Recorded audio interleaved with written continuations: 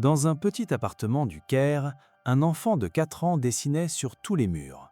Pas des voitures, pas des animaux, des symboles, précis, organisés, anciens. Malik Hassan couvrait chaque surface disponible avec des hiéroglyphes. Sur les murs blancs, sur le sol, sur ses cahiers de coloriage, partout. Sa grand-mère, Amina, fut la première à reconnaître ce qu'il dessinait. Elle avait grandi près de Luxor, avait passé sa jeunesse entourée de temples et de tombes. Elle connaissait les symboles anciens. « Ya Allah » murmura-t-elle. « Mon Dieu !»« Qu'y a-t-il, maman » demanda Fatima, la mère de Malik. « Ces symboles, ce sont des hiéroglyphes, vrais, pas des gribouillis. Il écrit en égyptien ancien. » Fatima regarda les dessins de son fils avec confusion. « C'est impossible, il a 4 ans. Personne ne lui a enseigné ça. » Amina s'agenouilla près de Malik. « Habibi, mon chéri, où as-tu appris ces symboles ?» Malik leva les yeux, ses grands yeux bruns sérieux. « Je ne les ai pas appris, Siti. Je m'en souviens, de quand je travaillais sur la grande maison du roi, la maison qui touche le ciel. » « Quelle maison ?»« La pyramide, la mère Ankh, la maison d'éternité, pour le grand Khufu. » Amina sentit sa gorge se serrer. Khufu, le pharaon qui avait construit la grande pyramide de Gizeh, il y a plus de 4500 ans.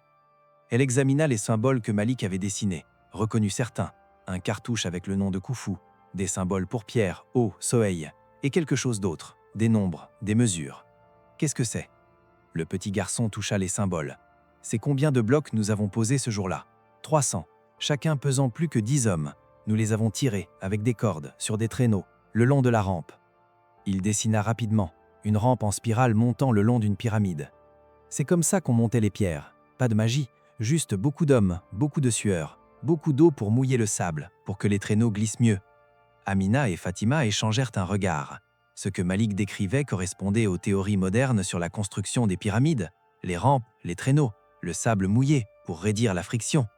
Mais comment un enfant de 4 ans pouvait-il savoir cela? Dans les jours suivants, Malik continua à dessiner et à parler, dans un mélange d'arabe moderne et de mots qu'Amina ne reconnaissait pas. Des mots anciens, archaïques. Inpu Ankh Emhotep, je vis dans la paix. Seneb Enper Aa, santé au pharaon. Khenti Imentiu, celui qui préside l'Occident. Amina chercha ces phrases. C'était de l'égyptien ancien, du moyen égyptien, la langue parlée pendant l'Ancien Empire, l'époque de Khufu. Un jour, la famille visita le musée égyptien du Caire, un voyage scolaire que Fatima avait organisé pour Malik. Dès qu'ils entrèrent, Malik devint très calme, très concentré. Il marcha directement vers une section, les artefacts de l'Ancien Empire, la 4e dynastie, l'époque de Khufu. Devant une statue de Khufu, Malik s'agenouilla, inclina la tête. « Péa » murmura-t-il. « Pharaon » Un garde du musée s'approcha, prêt à réprimander l'enfant, mais il s'arrêta. Quelque chose dans la révérence de Malik était authentique, pas du jeu, pas de la comédie. Malik se leva et continua, s'arrêtant devant certains objets, des outils, des maquettes. Ça, c'est ça qu'on utilisait. Il pointait vers une maquette montrant des hommes tirant un grand bloc de pierre sur un traîneau. Exactement comme ça, les cordes attachées ici et ici, les hommes en rangée, tirant ensemble au rythme du chant pour coordonner nos efforts. Il commença à chanter, une mélodie simple, rythmique, répétitive. Un égyptologue qui visitait le musée s'arrêta, écouta, s'approcha. « Excusez-moi, où votre fils a-t-il appris ce chant ?» Fatima secoua la tête. « Nulle part, il dit qu'il s'en souvient. » « Se souvient de quoi? De la construction de la pyramide, de Khufu ?» L'égyptologue, le docteur Ahmed Khalil, regarda Malik avec un mélange de scepticisme et de curiosité. « Jeune homme, peux-tu me dire comment tu connais ce chant ?» Malik le regarda calmement. « C'est le chant des tireurs de pierre. On le chantait pour tirer ensemble, pour que nos forces s'unissent. Un homme seul ne peut rien, mais 100 hommes chantant ensemble peuvent déplacer des montagnes. » Le docteur Khalil sortit son téléphone, enregistra le chant. Plus tard, il le ferait analyser, comparer aux rares fragments de musique ancienne égyptienne qui avaient survécu. Le docteur Khalil contacta Fatima quelques jours plus tard. « J'aimerais travailler avec Malik, documenter ce qu'il sait, avec votre permission. » Au cours des semaines suivantes, le docteur Khalil rencontra Malik régulièrement, testant ses connaissances. Pas sur les pharaons ou les dieux, personne ne s'attendait à ce qu'un ouvrier de construction connaisse ces choses, mais sur le travail, la vie quotidienne, les techniques. Malik, comment les pierres étaient-elles coupées? Avec des outils en cuivre et du sable, on frappait des coins de bois dans les fissures naturelles de la roche, puis on versait de l'eau. Le bois gonflait, la pierre se fendait, proprement. Le docteur Khalil vérifia, c'était exact. Les archéologues avaient trouvé des preuves de cette technique dans les carrières anciennes. Et comment vous saviez où placer chaque pierre? Les architectes, les scribes, ils avaient des plans, des cordes pour mesurer, des niveaux à eau pour s'assurer que tout était parfaitement aligné. Chaque pierre avait des marques, nous savions exactement où elle allait. Il dessina un système de grilles, des marques d'identification sur les blocs de pierre, encore une fois correspondant aux découvertes archéologiques modernes. Tu te souviens de combien de temps ça a pris? 20 ans, peut-être plus. J'étais jeune quand j'ai commencé, 15 ans, et j'étais vieux quand on a terminé, 40 ans peut-être. Toute ma vie adulte sur cette pyramide. Et tu étais un esclave? Malik fronça les sourcils, secoua la tête véhément. Non, je n'étais pas esclave. J'étais travailleur, libre, payé. On nous donnait de la nourriture, de la bière, un abri, des soins médicaux quand on se blessait. C'était un honneur. Travailler pour le Père A, construire sa maison d'éternité. Le docteur Khalil nota cela avec satisfaction. C'était conforme aux recherches modernes.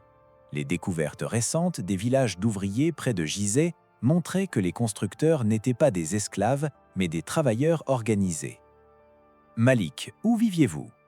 Dans le village, près de la pyramide, il y avait des maisons en briques de boue, des rues organisées, une boulangerie, un lieu de brassage.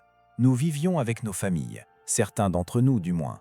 D'autres venaient pendant les saisons d'inondation quand les champs étaient sous l'eau du Nil.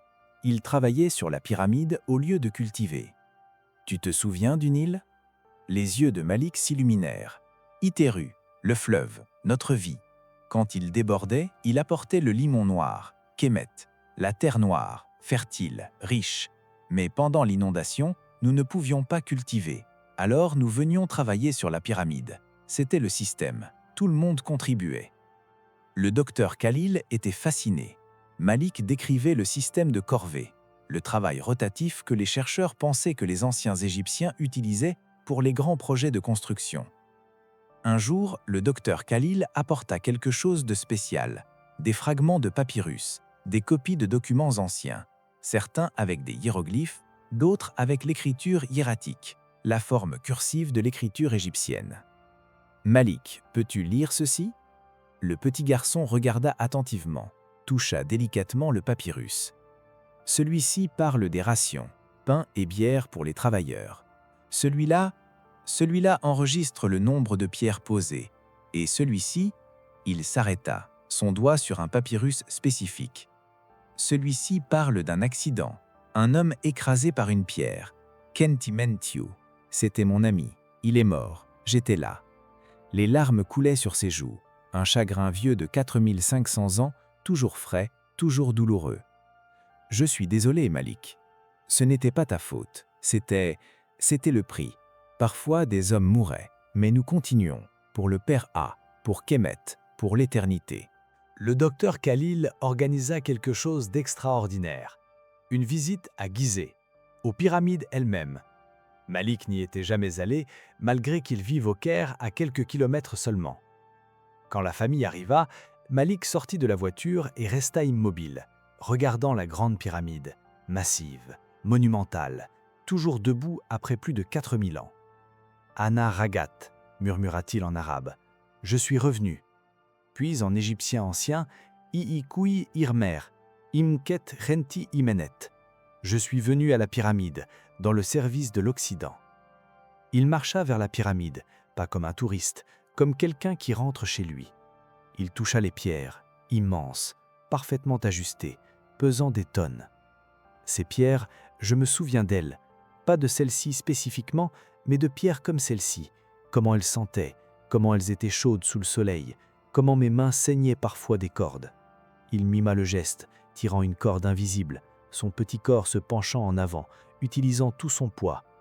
On tirait comme ça, ensemble, 100 hommes, 200, selon la taille de la pierre, chantant, toujours chantant, pour rester ensemble. Le docteur Khalil filmait tout, documenter chaque geste, chaque mot. Ils marchèrent autour de la pyramide, Malik s'arrêtant parfois, touchant certaines pierres, hochant la tête. Ici, il y avait une rampe montant le long de ce côté.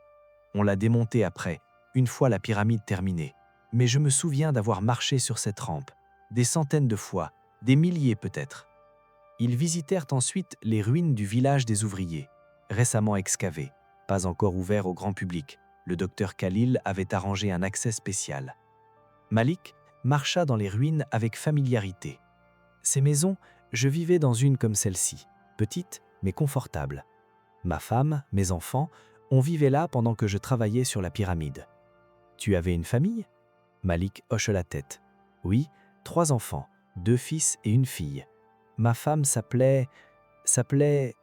Il fronça les sourcils, frustré. Je ne me souviens plus, mais je me souviens de son sourire, de ses mains douces quand elle soignait mes blessures après une journée de travail. Ils entrèrent dans les restes de ce qui avait été une boulangerie.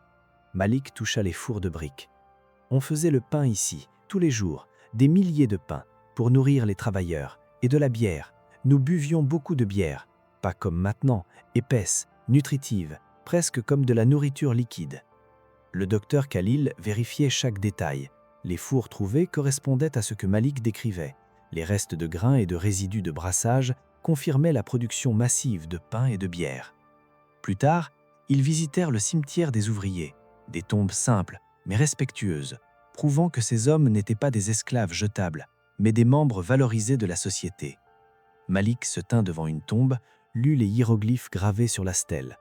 Seneb Hotep, bâtisseur de l'éternité, serviteur du Père Aa. Il toucha la pierre doucement. C'était nous, les bâtisseurs. Nous avons donné notre sueur, parfois notre sang, parfois nos vies, mais nous avons construit quelque chose qui durerait pour toujours. Et voilà, 4000 ans plus tard, elle est toujours debout.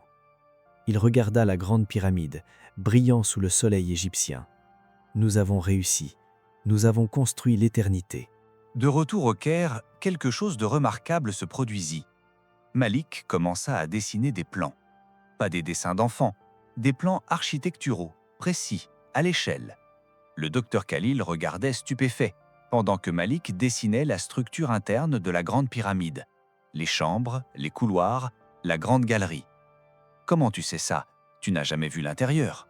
« Je l'ai vu quand elle était en construction, avant que tout soit scellé. Je me souviens des chambres, comment elles étaient construites, les énormes dalles de granit au-dessus de la chambre du roi pour distribuer le poids. » Malik dessina, montrant le système de chambres de décharge au-dessus de la chambre funéraire, un détail architectural que les archéologues n'avaient découvert que bien plus tard. Et ici, les conduits, on disait qu'ils étaient pour l'âme du Père A, pour qu'elle puisse monter vers les étoiles, mais ils servaient aussi à la ventilation pendant la construction, pour que les hommes travaillant à l'intérieur puissent respirer. Le docteur Khalil compara les dessins de Malik au plan moderne de la pyramide. Ils correspondaient, pas parfaitement. Malik dessinait de mémoire et de la perspective d'un ouvrier, pas d'un architecte, mais les éléments de base étaient là. Un jour, Malik dessina quelque chose que personne n'avait jamais vu. Un réseau de petits tunnels à l'intérieur de la pyramide. Pas les grands couloirs connus, mais de petits passages. « Pourquoi servaient-ils » demanda le docteur Khalil. « Pour les ouvriers, pendant la construction, pour permettre aux hommes de passer d'une section à l'autre sans avoir à redescendre et remonter. Ils ont été scellés après, remplis de débris. » Le docteur Khalil nota cela. Si c'était vrai, ces tunnels pourraient encore exister, cachés, non découverts. Des technologies modernes, comme le radar à pénétration de sol, pourraient les trouver. Mais ce qui fascinait le plus le docteur Khalil, c'était la philosophie de Malik, sa compréhension de pourquoi la pyramide avait été construite. « Tu penses que c'était juste pour le pharaon ?» demanda-t-il. Malik secoua la tête. « Non, c'était pour Kemet, pour toute l'Égypte. La pyramide montrait notre puissance, notre organisation, notre capacité à accomplir l'impossible. Elle unissait le peuple, haut et bas, nord et sud, tous travaillant ensemble pour un but commun. Et tu croyais que le pharaon était un dieu? Je ne sais pas, peut-être. Peut-être que je voyais juste un homme, mais un homme choisi par les dieux, un homme qui portait le poids de Kemet sur ses épaules, et nous l'aidions en construisant sa maison d'éternité. Nous assurions qu'une partie de lui survivrait, pour toujours. Malik grandit, 5 ans maintenant, 6. Les souvenirs restent. Pas tous les détails. Les visages s'estompent, les noms disparaissent, mais le sentiment demeure. La fierté, l'accomplissement, la satisfaction d'avoir construit quelque chose de plus grand que soi. Il continue à dessiner des hiéroglyphes, apprend maintenant à les lire et écrire correctement. Étudiant avec le docteur Khalil, préservant cette connaissance innée, la raffinant. À l'école, quand ils étudient l'Égypte ancienne, Malik est silencieux. Il ne corrige pas le professeur, ne montre pas ses connaissances. Il écoute juste, sourit parfois. Quand il parle des pyramides construites par des esclaves, il ne dit rien. Il sait la vérité, mais il laisse les autres apprendre à leur rythme.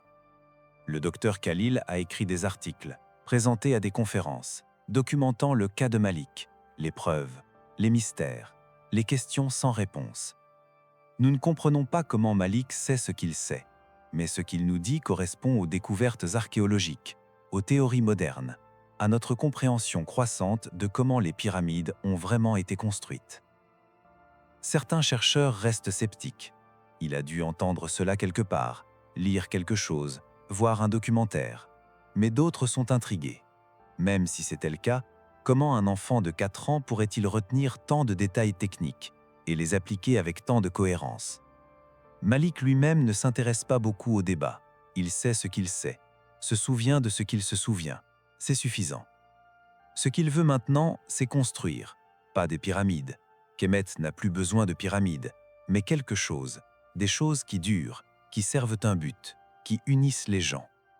Je veux être ingénieur, construire des ponts, des écoles, des hôpitaux, des choses qui aident les gens, maintenant, pas juste dans l'éternité. Amina, sa grand-mère, sourit. Tu portes l'esprit des anciens bâtisseurs. Peut-être, mais je vis maintenant, dans ce temps, avec de nouveaux outils, de nouvelles possibilités. Je peux construire différemment.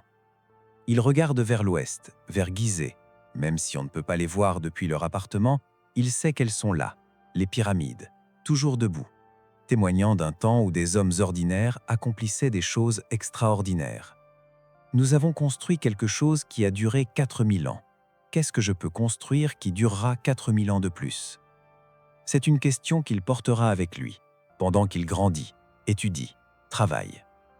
Les souvenirs de Malik s'adoucissent avec le temps, comme des hiéroglyphes érodés par le vent du désert, toujours visibles, mais moins distincts. Pourtant, chaque fois qu'il touche de la pierre, il sent quelque chose, une connexion, une mémoire dans ses mains, le poids de la corde, la chaleur du soleil, le chant des hommes tirant ensemble. Et il sait qu'une partie de lui était là, sur le plateau de Gizeh, sous le soleil brûlant, construisant l'impossible. Malik, ou quel que soit son nom alors, bâtisseur de l'éternité, serviteur du pharaon, ouvrier parmi des milliers. Son nom n'apparaît dans aucun registre, aucune tombe ne le porte, aucune stèle ne raconte son histoire. Mais son travail demeure, dans chaque pierre de la grande pyramide, dans chaque angle parfait, dans chaque alignement céleste. Il était là, il a construit, il a contribué. Et maintenant, à travers Malik, il témoigne. Les pyramides ne sont pas juste de la pierre, elles sont de mémoire, de travail, de sacrifice, d'espoir. L'espoir que quelque chose de nous survive, traverse les âges, touche l'éternité. Malik le comprend maintenant, pas comme un concept abstrait, mais comme une vérité vécue. Il a construit l'éternité une fois, et peut-être que d'une manière différente, il la construira encore, pierre par pierre, idée par idée, vie par vie, jusqu'à ce que le sable du désert recouvre tout. Mais même alors, les pierres se souviendront.